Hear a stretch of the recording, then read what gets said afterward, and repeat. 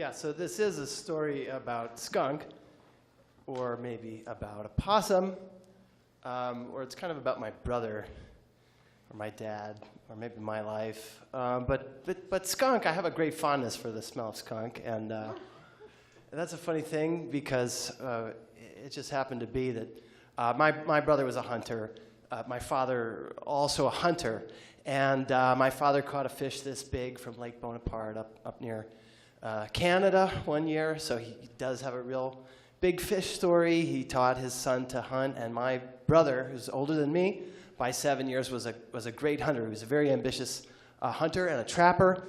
So at 16 or so, he was going out setting traps, skinning rabbits, and anything he could find, selling the pelts. And he was making money as a teenager. And I was the little boy, always aloof. I'm the youngest of four, so I'm a little goofy. Yeah, I became a clown.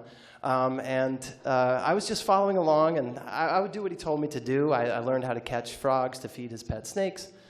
And all these things I had a bit of trouble with. So like when my dad took me hunting to shoot the deer, when I was left alone in the ditch and the deer came running, I threw the gun up in the air and hid like that. And when we went out goose hunting, I stood up in the boat and I nearly fell out as the goose came out of the water with its wings, and they were this big, which was about as tall as I was at the time. And so I was totally going to be a failure as a hunter. I always knew it. But my brother, he was a great hunter. What he liked to do was he liked to get my mom really pissed off. So he would catch skunks every once in a while in the traps, and he always hated my mother, so he wanted to do something to piss her off. He brought them home and he hung them in the cellar.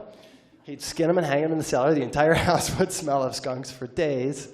And yeah, so they hated each other. They had a falling out, and they stopped speaking.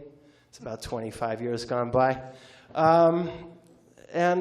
Well, I just tried to follow along with my brother, and there was this one time we went out hunting. So my brother's got a great big wicker backpack on his back, and this is where you keep the traps or what you catch.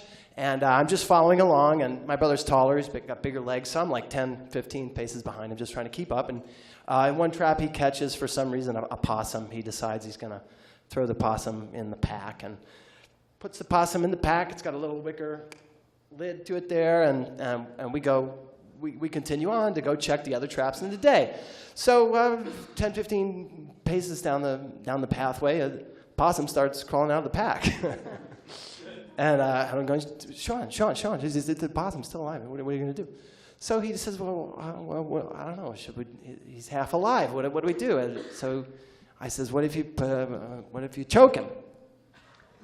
I don't know. I had this funny mind. I didn't want to do any of the killing, but he puts a stick over his neck and stands on it for a little bit, throws the possum back in the pack, and we go walking. Sure enough, a little ways down the pathway, the possum comes crawling back out of the pack.